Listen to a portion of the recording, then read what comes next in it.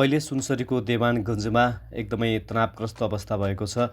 प्रदर्शनकारीले curfew समेत तोडेर प्रदर्शन गरेपछि अहिले त्यहाँ नेपाली सेना परिचालन भएको छ।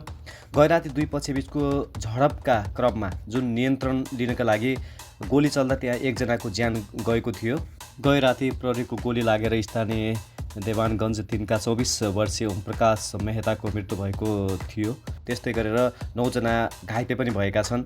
अहिले त्यो घटना पछि जिल्ला प्रशासन कार्यालय सुनसरीले देवानगञ्ज र हरिनगर गाउँपालिकाका केही क्षेत्रमा अनिश्चितकालीन कर्फ्यू आदेश जारी गरेको छ र एकजनाको ज्यान गएपछि त्यहाँका स्थानीयले विरोध प्रदर्शन समेत गरिरहेका छन् र कर्फ्यू पनि तोडेपछि त्यहाँ अन्तमा नेपाली सेना परिचालन गरिएको छ। अहिले त्यहाँको अवस्था एकदमै तनावग्रस्त भएको र प्रदर्शनकारीले आगजनी र तोडफोड समेत गरिसकेका छन् र त्यहाँको अवस्था नियन्त्रण बाहिर रहेको छ।